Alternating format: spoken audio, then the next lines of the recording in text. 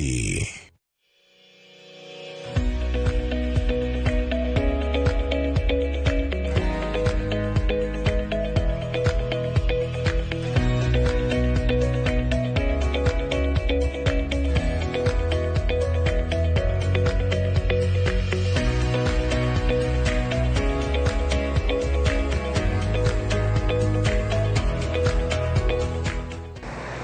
Chenro wa makawuono maro hala gi mwandu. Chenro wamedo ge mbaka gi oganda luo mago matio mateke weche mago hala kod keto mwandu.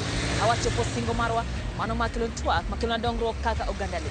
Machiegni nyinga Lydia Okeo.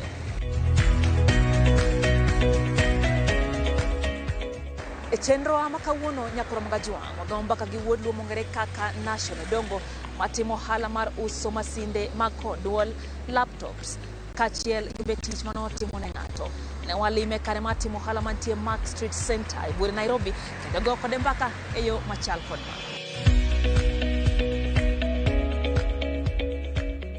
Nyinga iluongo ni National Dongo. From Homa Bay County, from a village called Nyalkinyi. But sani an kaka johala mobedo based Nairobi kae. Nachako kidogo gi Mombasa, but Mombasa was a bit slow. Kuro anani mondo arenge bi Nairobi for a while because I know a lot of story about Nairobi. So for now I'm here in Nairobi kai. Wala madil godo sana en gik ma odil gi line mar Apple products mane machal godo. Maybe nyal beni Apple gin gik machal mage, but gin iPhones, MacBooks, iPad. Though with now with time Nairobi most of clients noero other brands. Then nayo gara clan timo kuma yudo manyalo dwaro penja TV, nyalo penja rekonya yudo sounds. Kwa maana kana to venture into other things apart from only Apple products. So sani adil generally can't change my name from Mark Street. I call it back to electronics, general electronics. Koro wala nikana chake na chake gi kane auge pesa kata matin to nangi some few clans. Koro clans gi mana temo kono ni gini an godo anyalo timoni at the best level way possible. Koro nti mano truster kod mano ko truster to bange kidogo no wadhi makoro chopo kama koro I'm able to gain a trust mar clients, not only clients but also supplier, because mondo man godo madin godo get a bit expensive.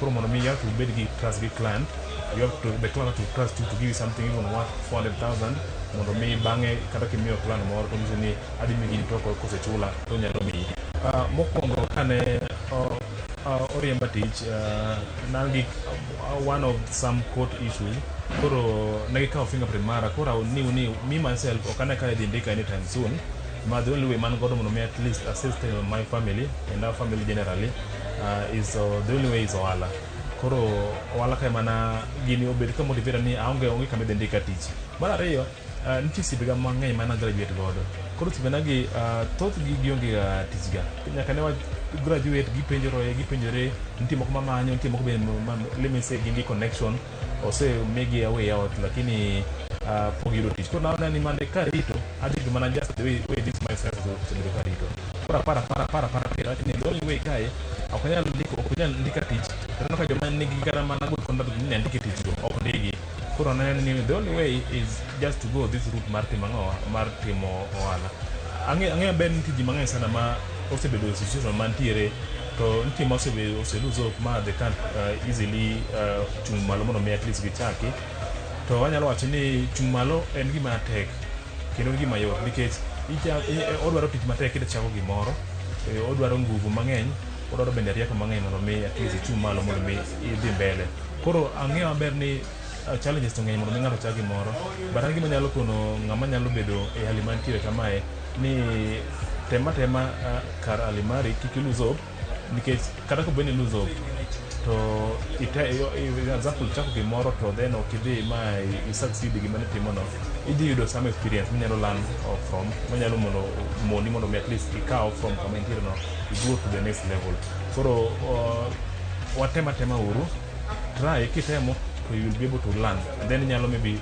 proceed mondo me at least ichagi moro kendo going forward to okoyot sana mondo me at least mondo me chagi moro but enana keto chuny ng'eng'e ni beda piny ng'e ni ang'owa ki lose binti moro me dhi lose in your life binti jomoko mo depend kuomi binti life dreams mane mi wachore ne in kane tin ni mondo ya achieve gi to bino kan tie yo mora minyalo mondo mi yes it succeed God apart from maybe losing hope. Koro nyalo parni losing hope kono beno bide pach ngata ngima montire sani moso one African community we are a bit suppressed.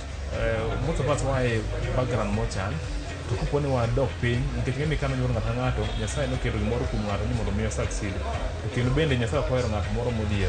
Koro aparo ni gima nyalo kono ng'ato manyalo luwo line maluwo ni en ni waketa chuny ok oyot gimoro amora, ok ibiro gimoro amora ka biro mayot. To then bende gima nyalo kono challenge youth sani nitie moko mara even up to 40 to put keto their life in order. Koro aparo ni time ringo sana mondo mi ng'ato opar mondo ochaki.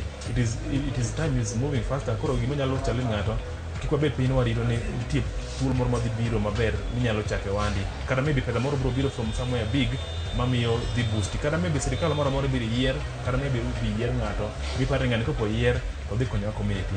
Ok timbe kamano, sirikal okony ng'ato gimoro amora odepend gi ng'ato. En ana teko mikawo, rieko miketo, then kod maino kod nguvu mari miketo mondo at least itim gimoro ema nyalo miyo ng'ato succeed kendo wuok otim gimoro. One of the legal requirements I can even say but aja wacho ni en legal nikech en gima inward owuok in owuon, nyaka obed gima bende en legal ma ong'ere. Achiel ni en nyaka ibed gi chuny e gimitimo. Gimiro chake ni biparo ni en gimoro moko ni chali moro biro ma dhi keti ni you take all your energy iket kanyo. Binyalo leave other things mondo mi kete kanyo. Binyalo maybe samoro drop neno mpira weekend mondo mi tim ang'owa i take care of wandi.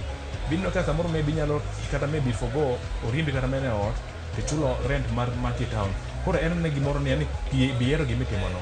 Kiero gimitimono to nyalo dhi kodi mabor sana. Koro achiel kuom gima nyalo maybe kono ng'ama dwaro chako wala machalo kamale mag electronics en ohala ma boom sana Kenya because ng'eni ada koni Kenya one consumer country.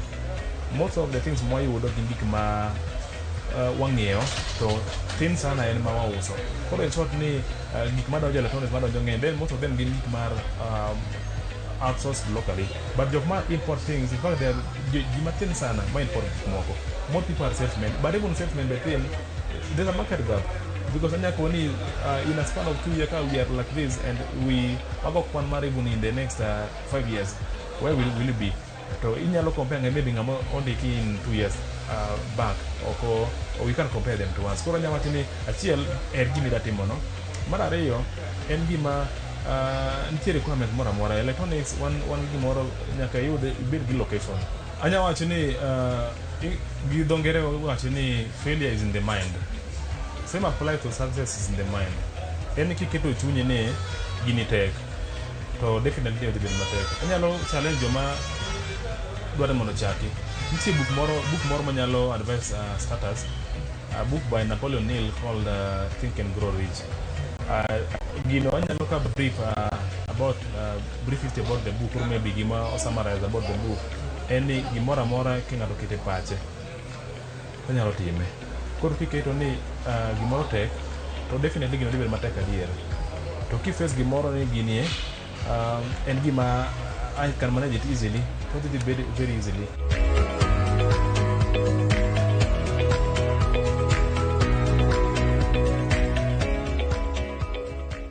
Yudo wae TikTok, yudo wae Facebook, yudo wae Instagram, to kendo namba simbwa mana wach ni maduka no bende wantiere.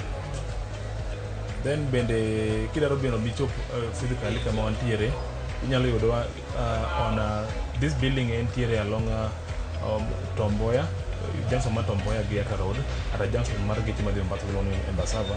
The building is called Cookie House. We are on 4th floor, shop 4-3. But now for the repair and some things more like MacBook, one duka machielo ntiere Mo Avenue, Bootby Tower, a building miluongo ni Veteran House, 7th floor, shop 701. Mago te yudo Nairobi kae, in Nairobi in fact onge tiene kata maybe iwacho ni idwa bibire koponi maybe itweri wanya kelo mon nyaka kama intiere mitim verification miyudi then ichitimo ichulo ang'owa ichulo mwandu. Koro we are one gi riders, one gi superintendent matimo gite kinga luor mondo mi make any order.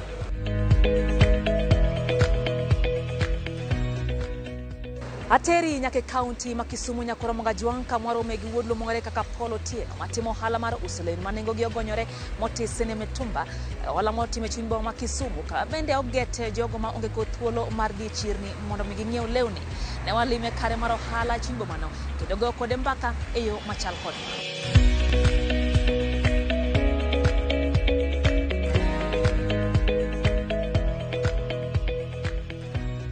Kachako ginyinga aniluongan Polo Tieno. Atimo hala mar wauso lewni mar second hand. En iluongen Seven Sunday second hand clothes. Wayudre boma ma Kisumu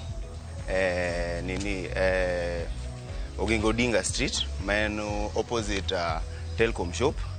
To hala ni osetime for wachake dwe mar ariyo. So far hala ni ema wayudo ka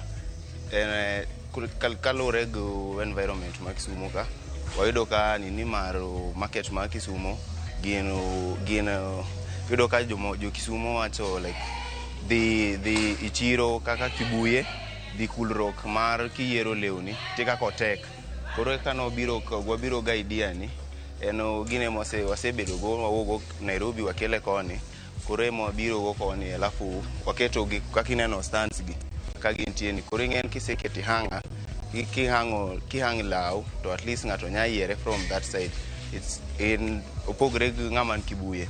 Okay, capital kaka noyudo pesa eno mar ka osiepe emano buka mar achiel mondo gikonywa wakonyre mondo wabigo gini kama achiel mondo wakonyre. Challenges mantie gino yudo kantie lewni moko ma wanwa uso koni ka inya benini use 100 to ntie ngama use kata Kibuye kocha, that's an open air market chiro ma Kibuye yudo ka ngata use pesa di yudo kata ngata use 200 kama ko yudo ka koro oneno eri odhi Kibuye dan biro koni. Alafu challenges moko alafu ng'en ki daki wakete rate achiel gi jo Kibuye cause an ngama chulo rent, an ngama ngi expenses to ja Kibuye chengen kosepedhe piny ten gimo pogore. Gimomiyo pod atimo hala ni en ayudo ka jo man surrounding gin jo mohero gik ma cameras. Koro for as long as makelo gima cameras pod gibira koro dak chunya tho ma mondo awe tijni emomiyo koro pod push pod adhi mbele kode. Anya ajja hala moro amora mondo bed go ka mogo kwano nikech dakitima business kionge kumego e kwano. Kaka anago e gala kaya bill agon bill ni anyeo pesa di alafu ugolo pieces adi then average alafu aneno na kause kama ugolo na hala katugolo na wang. So at the end of the day arango piny andiko na uso lewni marom kama go pesa makama kora anini kan go hala katan go wang. Lesson mokwongo maselan nkik chunyi tho gemoro no wach ko ben ni chunyi tho kaka an o ben chunyi ngama chunyi tho go chunyi setho nikech wan gi competitions from the other ends nikech nitie jo chiro nitie jo mauso ka jo wuoch gi kalo wuoch neno koro ananya aji ngato chunye tho gimotimo omaka gimotimo no gi chunya achiel.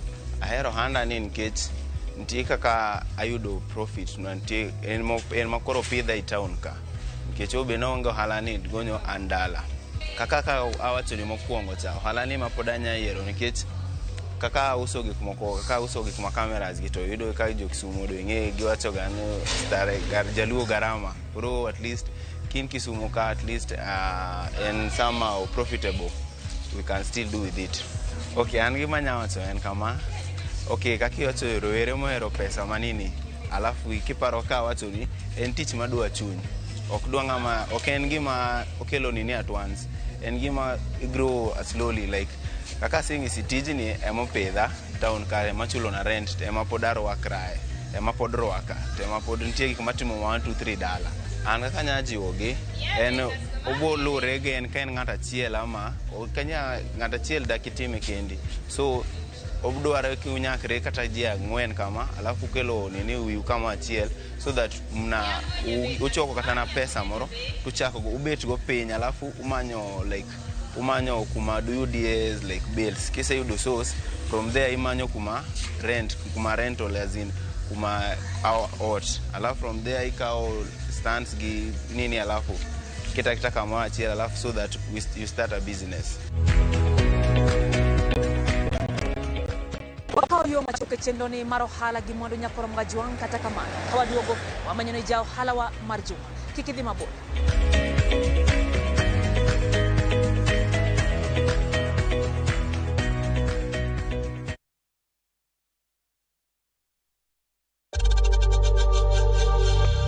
We know times are tough, so save money by buying airtime from M-Pesa to any network with zero transaction fees. Dial *487*2# and get your airtime PAP with zero transaction costs. Ka osiep motegno kod johot moerore ritore. Yakocha, timondo ndisori. Wayudo ng'eyo tonggi. Ipani akia gik mitimoga. Uro wengi donje matusi na ukweli donge. Yud mor ngimani kokalo e gik matindo. Udogo shwag wene musajaka dala. Justice for all. Mia nengi manyarkochia kod osiepene kachiel kod joodgi. I am bishi. Gima ruoto miyo kana wene jachien. Sama giromo gi pek mar ngima, joot kod osiepe. Nyasaye neno gi wang'i ma ok opimni. Akwaye ni mondo imak tieja karibu to kopuodho tilew chunye. Ok ginyal weyi ma ok inyiero. Yakocha irachna e joka. Koka ite to tegore mana ka ita puoyo maniego. Nyarkochia tich abich ka tich abich saa 1:55 otieno. Mana e Ramogi TV.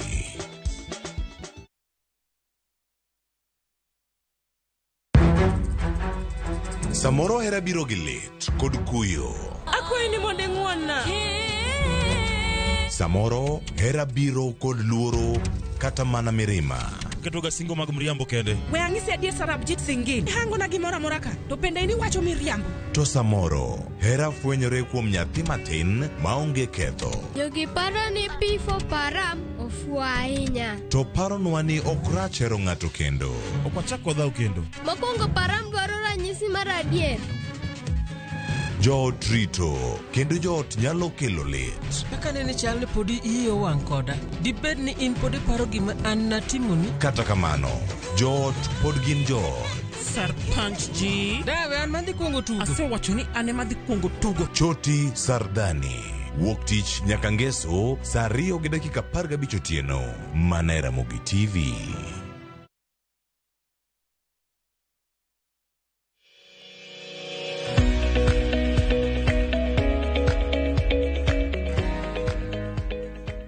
Machiegni kendo nyakoro mga juang chendo ni maro hala gimari. Lani mor mara ni podi kete mane chendo ni wang mari mihero mar Ramogi TV.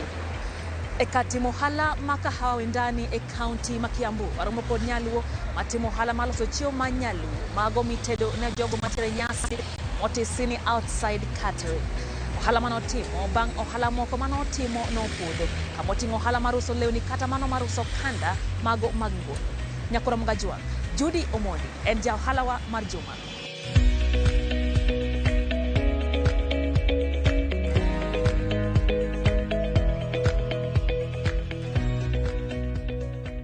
Nyinga en Judith Omondi, nyanya kach, kamoro ni Kabodho. Kabodho en but Paponditi kanyo.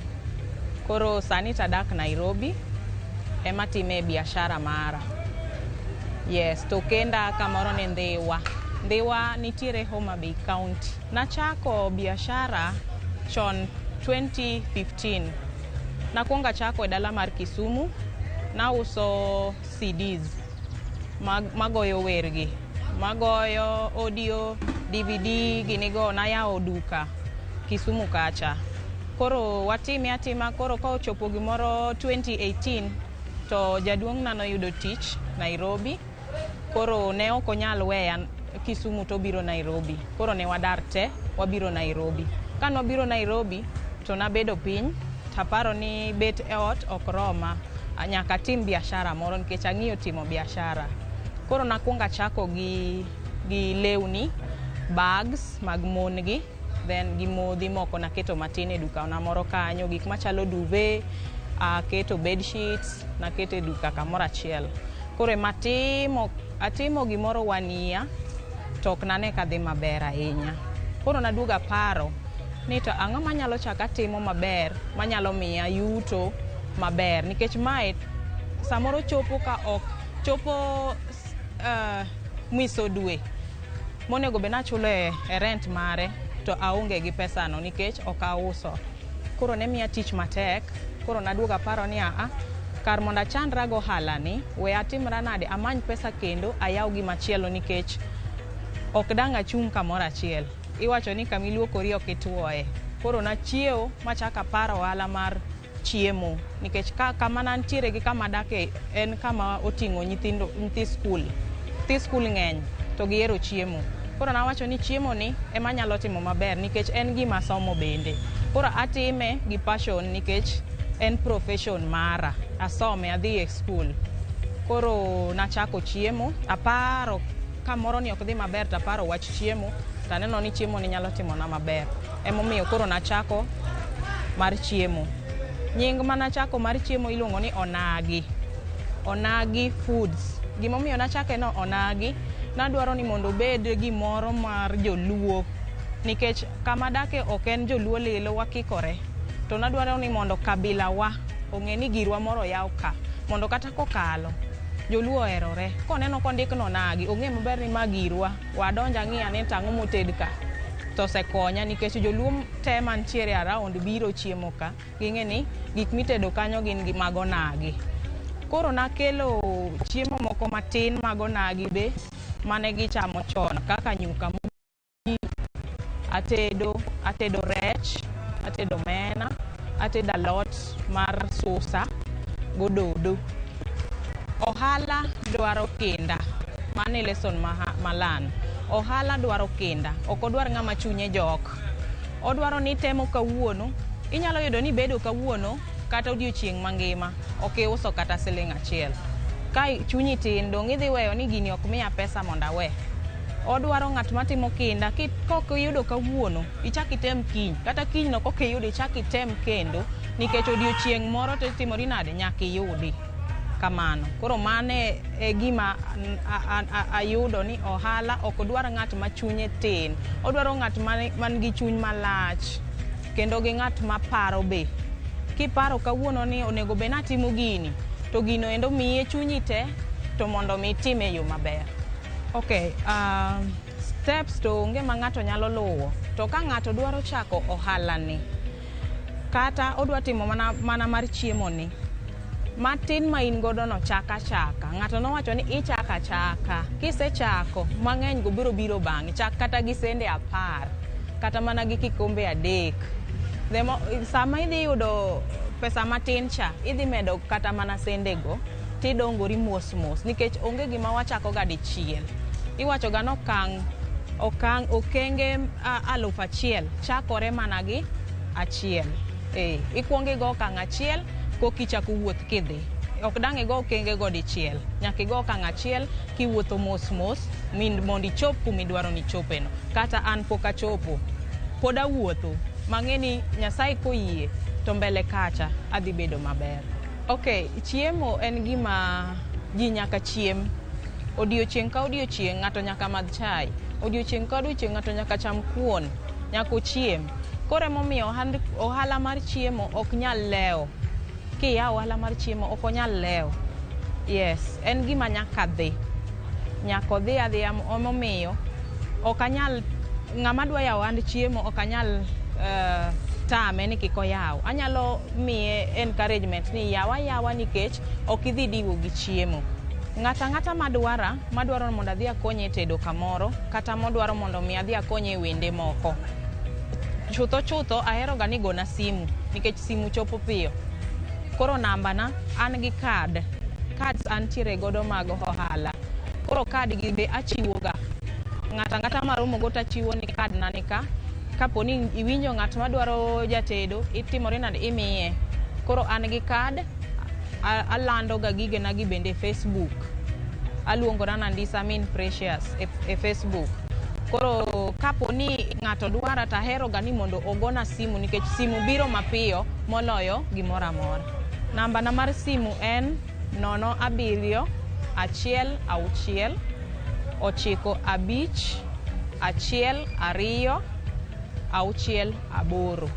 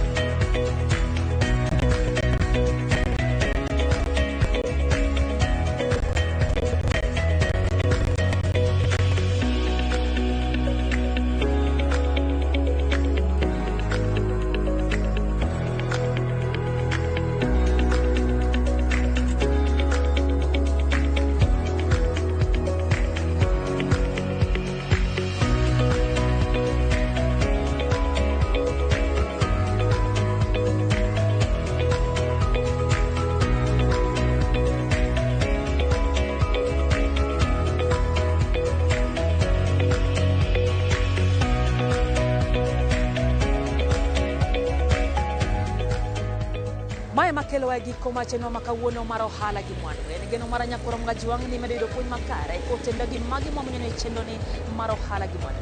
Tudi koda kendo juma manyien e seche makama. Wamed goyo mbaka mago makona dongruok kaka oganda luo. Oriti masani nyinga Lydia Okeyo.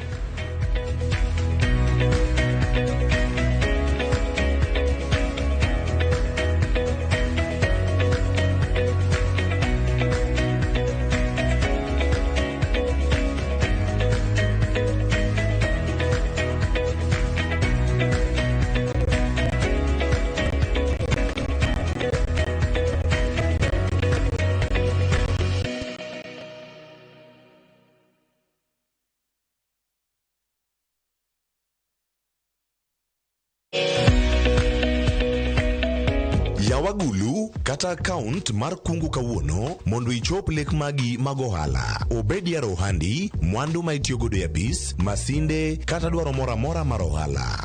Dhi mana Equity mobile app kata Equity online mondo ichak kungo kawuono.